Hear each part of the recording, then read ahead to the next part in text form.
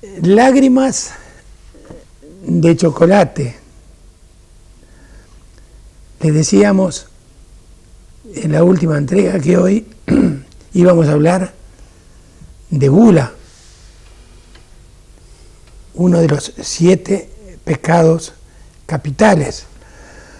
Ya estuvimos tocando uno la semana pasada, hoy vamos al segundo. ¿Y por qué inicié mi conversación hablando de lágrimas de chocolate? Porque leí un cuento para niños que nos dice, ayuda muchísimo a que los niños golosos dejen de serlo. Rápidamente, porque quien tiene que hablar en nuestro programa es don Juan del Amor, rápidamente les voy a decir de qué trata el cuento para que él luego nos explique el porqué del mismo o la moraleja que nos puede dejar. Una niña muy golosa, le gustaba muchísimo, no solamente el chocolate, los caramelos, todo lo dulce, y los papás le escondían absolutamente todo, y la niña lloraba, y la niña buscaba, revisaban las alacenas, debajo del colchón, bueno, por todas partes de la casa y jamás encontraba un dulce. Un día se alejó de la casa, entró a una vieja choza y allí encontró una botella con un líquido dentro y sin leer la etiqueta que traía, se tomó su contenido. Sintió como que le quemaba por dentro y esto hizo que se le saltaran lágrimas. Pero aquellas lágrimas eran lágrimas de chocolate. Leyó entonces lo que la botella decía y ponía que era un conjuro para que todo aquel que lo bebiera y mirara fijamente a otra persona, sus lágrimas se iban a convertir en chocolate. Contentísima, feliz, imagínense, hacía cuanto podía para llorar, para estar siempre saboreando el chocolate. Se encontró con una niña muy triste que lloraba porque había perdido su muñeca. Le hizo el conjuro mirándola fijamente y la hizo muy feliz porque la niña entonces enjugaba sus lágrimas de chocolate. Lo mismo con un anciano que había perdido su bastón, bueno, con varias personas que estaban muy tristes y ella entonces les ayudó a que fueran mucho, pero mucho más felices. ¿Qué tiene que ver esto entonces, este cuento para niños con la gula, Juan? Es que el cuento me lo tendrías que haber contado antes porque estoy tomando nota de a ver qué se puede decir. Pues yo creo que sí, tiene que ver con la gula en el sentido de que se entiende la gula fuera de lo que es el concepto lógicamente religioso, sino el concepto más bien psicológico. La gula es forma parte y además proviene de una necesidad biológica para recomponer unos recursos energéticos, ¿no?, que se tienen. Entonces, cuando no hay equilibrio, pues entonces viene lo que es la gula. La gula a nivel personal se puede trabajar, si la quieres a nivel, ahora en el diálogo nuestro, a nivel personal y a nivel social, ¿no?, de sociedad, como sociedad. Pero a nivel personal, cuando se convierte en un trastorno obsesivo-compulsivo, pues entonces estaríamos hablando ya de una patología, ¿verdad? Pero por enlazar con el cuento, que no me lo sabía, por cierto, pero bueno, he tomado alguna nota. Entonces, está claro que esa criatura tiene una actividad de recibir y de dar, pero sobre todo de recibir por parte de los padres. Porque claro, entiéndase que una persona no nace ya glotona, ni nace ya con que le guste mucho el azúcar. Es decir, eso es algo de que esa criatura está acostumbrada a que le den los padres. Y a que le den significa que la traten como una cría, que la traten como una niña, que le cubran todas las necesidades, pero llega un momento en que esos padres se dan cuenta de que no todo lo que hacen con su hija está bien. Entonces, porque si no se le educa en un control, pues lógicamente esa criatura no está bien educada. Entonces los padres quieren enmiendan ¿cómo? Pues retirando el azúcar, retiran el azúcar, lo esconden. Esa criatura está buscando el azúcar porque no lo encuentra, es decir, está intentando encontrar y demandar lo que antes era suyo, pero ahora no lo tiene. Sin embargo, el cuento, que va muy rápido, ella, a través de un conjuro, es decir, algo mágico, pero que en la vida no es magia, es decir, hay en la psicología que se llama el insight, o cuando la persona cae en la cuenta y dice, pero bueno, si no hace falta que nadie me dé de lo que yo carezco, si yo lo puedo tener, es decir, lo tengo yo mismo, es decir, aquellas carencias por las cuales se puede producir la gula. Y cuando hablo de carencias puede ser de amor, de cariño, de afecto, de cualquier circunstancia en la vida en la que uno cree que está falto. Bueno, pues entonces esa criatura se da, ahí viene las lágrimas de chocolate, simbólicamente, según mi criterio, es que no necesitas buscar en ningún lado porque tú mismo lo tienes. Entonces hay tu satisfacción de que yo mismo tengo eso que yo pensaba que carecía, que era el azúcar, el chocolate, que es un simbólico, lógicamente, pues no hace falta que yo lo busque en ningún lado porque lo tengo yo. Cuando yo ya puedo satisfacerme en el plano del equilibrio emocional, personal, a mí mismo, soy capaz, no antes, soy capaz de compartir esa felicidad con otra persona. Es esa niña segunda que decía que se le había perdido algo y que estaba llorando. Esta niña, si llega a estar buscando el azúcar, ni se da cuenta que hay otra que ha perdido la muñeca. Es decir, una persona que está tan ensimismada en sí mismo, parece que es redundancia, pero está claro lo que estoy diciendo, no es capaz de darse cuenta y de percibirse que hay otras personas que tienen otras necesidades que pueden ser iguales o mayores o con más importancia que la que yo tengo. ¿Cómo me puedo dar cuenta? Cuando yo trasciendo, cuando yo tengo equilibrio personal y me puedo dar cuenta de los demás. Entonces yo creo que esa es la simbología del cuento. Es decir, y si lo ponemos a nivel infantil, es decir, esa criatura, ¿de qué se tiene que dar cuenta?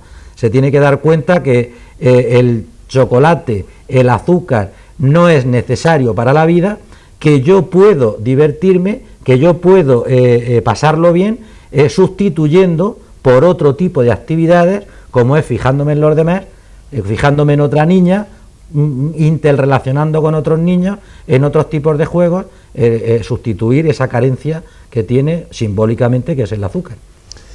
Muy bien. Ahora, yo me preguntaba durante toda la semana, yo entiendo, por ejemplo, desde el punto de vista, en este caso, de la Iglesia, que la lujuria, la ira, puedan ser pecados capitales. Pero le he dado vueltas al asunto desde la A a la Z y no he podido entender el por qué la gula es un pecado capital. Bueno, aquí vamos a hacer interpretaciones. Porque claro, dices tú, no sabes por qué la Iglesia, pues que venga el cura y lo explique, ¿no?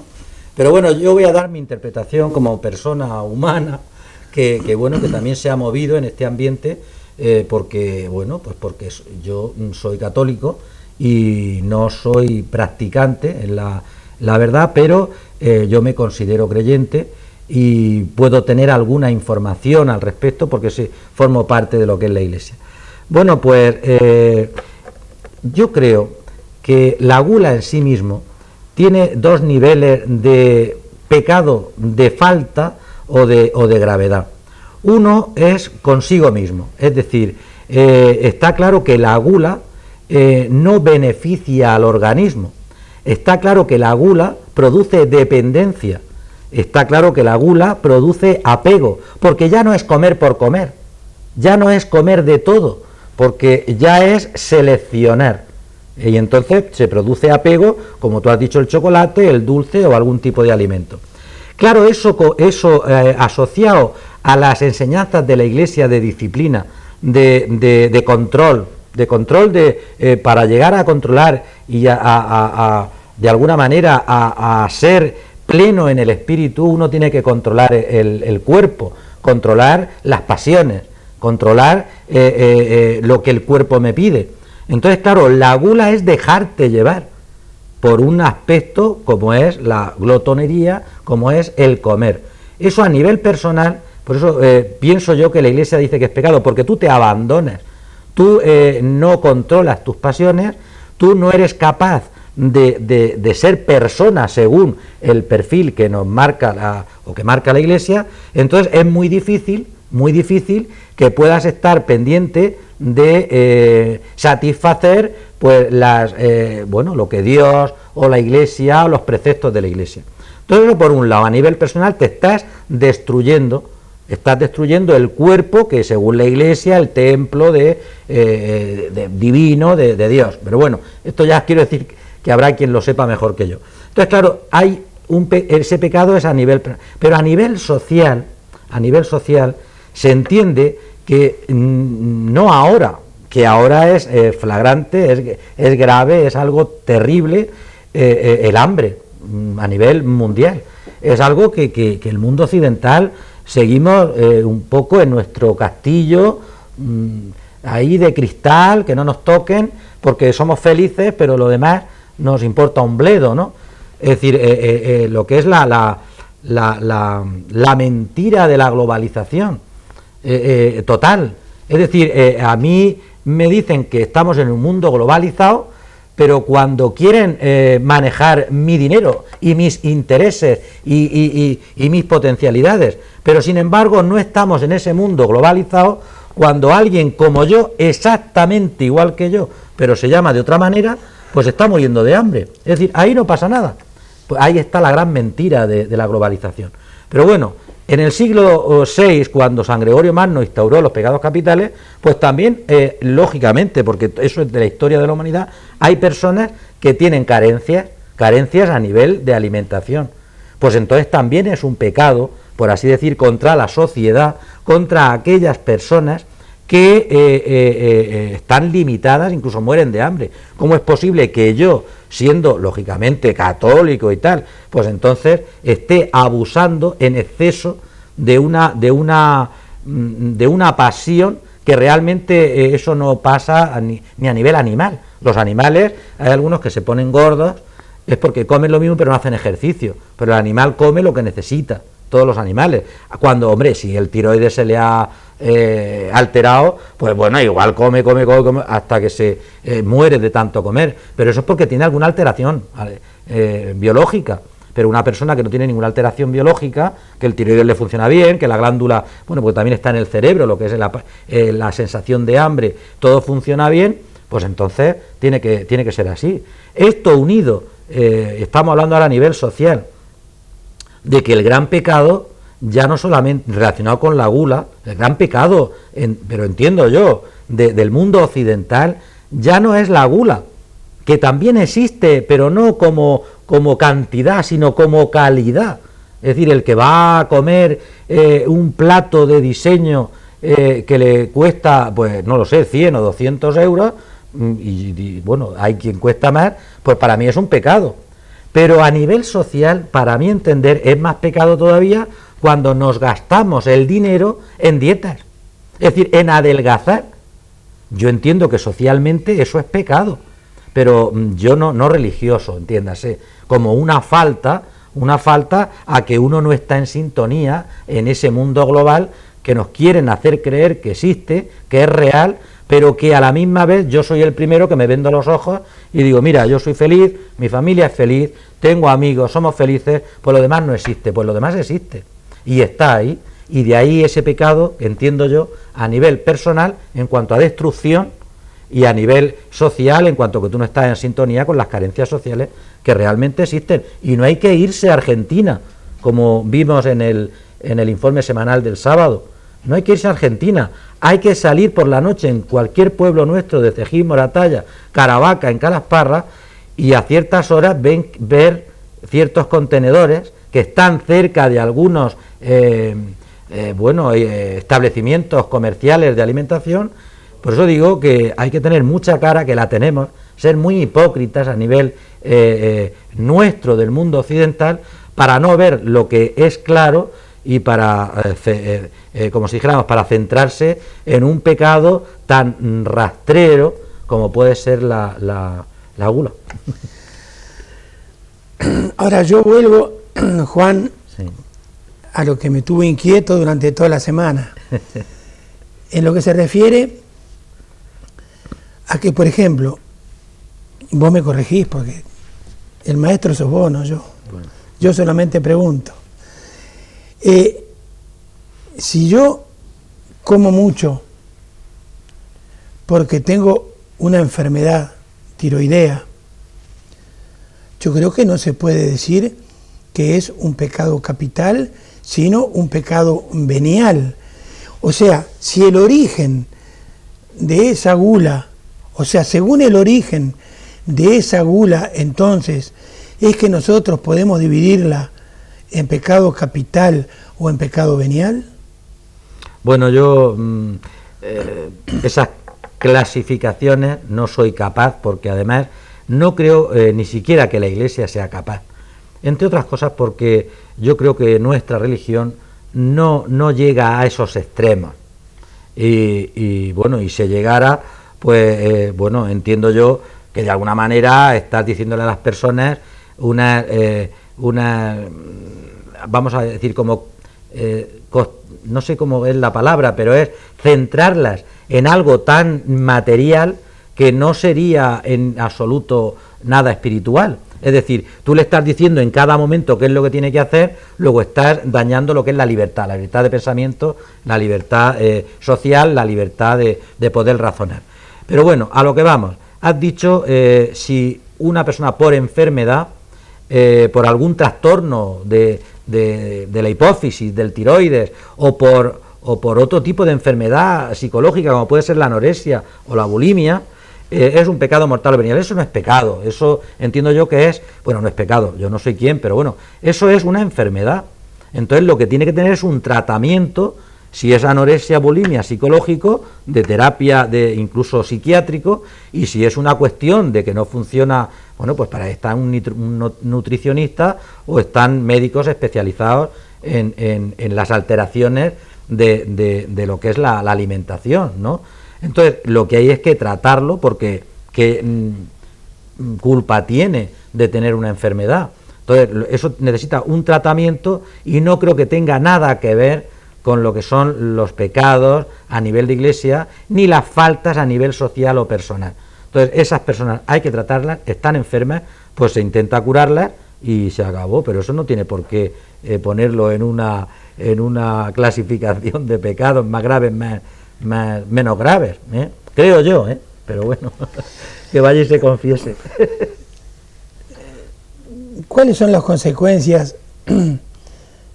Nosotros alguna vez, ya te lo he dicho, lo veíamos muchísimo en los Estados Unidos, los McDonald's, los Burger Kings, repletos de gente, dentro y fuera, esperando, con una gula increíble para comer esa comida basura que ellos hacen. Y no quiero exagerar, pero el 70, el 80% de la población están sobrepasados de peso por esa gula precisamente que ellos tienen. Están bombardeados desde la televisión, desde los periódicos, de todo tipo de prensa, para que es un país consumista por sobre todas las cosas. Entonces, Juan, ¿cómo se puede combatir esto? Pues eso es muy complicado, porque realmente, claro, ahora parece en la conversación, ¿no?, que tú estás planteando, como si eso se pudiera aislar. Es decir, esa persona es muy comilona y come comida basura, como si eso dentro de la persona de su actitud en la vida y de sí mismo, fuera algo aislado, que lo puedes coger por separado. Y sin embargo no es así, porque es un todo. Es decir, la persona es un todo, la sociedad es un todo. Es decir, no ya solamente es comida basura, sino que a eso hay que añadirle que las interrelaciones son basura. Basura, bueno, yo no quiero calificar, pero lo que estoy diciendo es que es un conjunto, y esa persona en su conjunto y esa sociedad en su conjunto, pues tiene unos valores muy distintos a los que normalmente puede llevar a cabo cualquier sociedad, en que la comida forma parte, la alimentación forma parte de tu equilibrio nutricional, que además esa comida forma parte, por lo menos yo por tradición, así lo he vivido, forma parte, porque es un acto social, porque aquí en España es verdad, la comida, bueno, pues con dos amigos vamos a tomar un café, vamos a tomar una cerveza los domingos. Bueno, no sé si en toda España, pero en la tradición que yo he vivido y por lo que estoy viendo, pues si la familia tiene un rato el domingo se junta. Y ese domingo cuidamos con más esmero la elaboración de esa comida. ¿Por qué? Porque nos vamos a juntar y no nos ponemos a comer. Bueno, la comida casi es lo de menos. Agradecemos el haberla elaborado y el tenerla allí para poder comer, pero pasamos el rato hablando, charlando, y hay veces que no te vas de la mesa en 3 horas, y a lo mejor estás hasta a disgusto, pero estás ahí sentado porque estás a gusto me refiero a disgusto sentado, pero estás a gusto con quien tienes al lado. Es decir, cuando la comida pierde su sentido nutricional estricto y su sentido, entiendo yo, social, ¿qué es lo que pasa? Porque yo he visto, bueno, yo no he estado, pero he visto que comen por la calle, que además comen, eso que has dicho tú, perritos calientes, es decir, eso es porquería, pero porque la base de todo eso es el reciclaje de toda la porquería. Es decir, aquí es muy difícil, la dieta mediterránea no existe toda esa porquería, porque son productos elaborados en la propia tierra, ya sea parte del aceite, sea la carne o sea el pescado, es algo natural, se condimenta con especias naturales y entonces ahí no tiene más. Es decir, es lo que se ve. Puede ser mejor, peor, o ahora el pollo comprarlo de otra manera, pero son productos naturales. ¿Dónde empieza a complicarse y a coger los restos y hacer hamburguesas o hacer salchichas? Pues eso es en una sociedad que va muy deprisa. Es decir, cuando se le echa delante al tren, pues tienes ese problema que hemos hablado alguna vez. O una de dos, o te sientas a esperarlo, o te pierdes, o te quedas solo. Es decir, esa sociedad que va tan deprisa, que es consumista, esa sociedad tiene que llegar a esos extremos. Otro tipo de sociedad, nosotros ahora somos también una sociedad consumista, eso está claro, pero en tiempos no lo éramos. Éramos una sociedad que aprovechábamos nuestros recursos. Esta sociedad, concretamente, estás hablando, me imagino, de Estados Unidos o de alguna parte de América, no solamente se aprovecha de sus recursos, sino que se aprovecha de los recursos ajenos. Es decir, es una cultura importada, es una cultura mezcla de culturas, no hay una personalidad más que la libertad de haber creado un país a base de pistola, y entonces pues no existe una tradición, es decir, un pueblo centenario como es el nuestro, ¿no? Como puede ser Italia, como puede ser pues toda Europa prácticamente. Bueno, perdona, y sin dejar otros pueblos de Asia, como son los chinos, India y tal, que lógicamente, claro, como no nos oye, pasamos de ellos. Bueno, los primeros que llevaron pistola fueron los cowboys. Sí. Bueno, para terminar por hoy, que ya se nos fue el tiempo, una pincelada, ¿cómo lucha un psicólogo contra un goloso? Bueno, mira, por seguir la trayectoria de los pecados capitales, todos sabemos que bueno, el antídoto, dice la Iglesia, contra el pecado capital, el gula, es la templanza. Y la templanza, entiéndase, como el equilibrio, como la armonía, como el centrarse a la hora de pues que el cuerpo reciba lo que necesita. El psicólogo tiene que ver, tiene que averiguar, tiene que investigar sobre la carencia que puede tener esa persona. Es decir, esa persona no es glotona, no tiene gula porque sí, no ha nacido así. Es decir, ¿de qué carece? No sé, yo no sé cómo explicarlo, pero es decir, esa persona, ¿qué es lo que quiere simbolizado en la gula? ¿Qué es lo que no tiene? ¿Qué es lo que de alguna manera necesita para su equilibrio personal? Una vez que el psicólogo es capaz de averiguar eso, normalmente puede ser a nivel proyectivo, pues entonces ve cómo se suple esa carencia. A nivel conductual o cognitivo, bueno, pues conductual, esa persona tiene unas conductas, lo que se intenta es trabajar sobre esas conductas.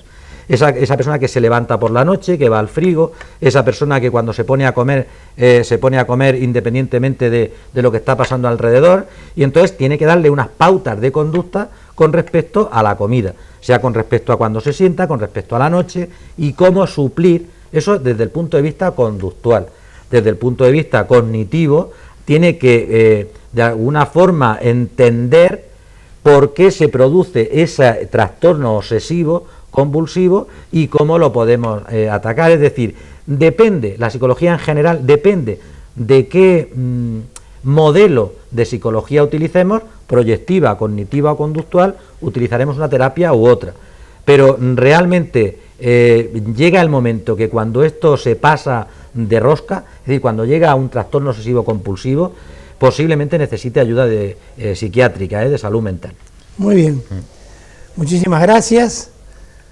La próxima semana, y esto no es una alusión personal, sí, llega la lujuria. Bueno. Así que la próxima semana le vamos a traer con don Juan ese pecado capital, la lujuria, que estamos seguros también nos traerá una clase realmente extraordinaria. Hasta la semana que viene.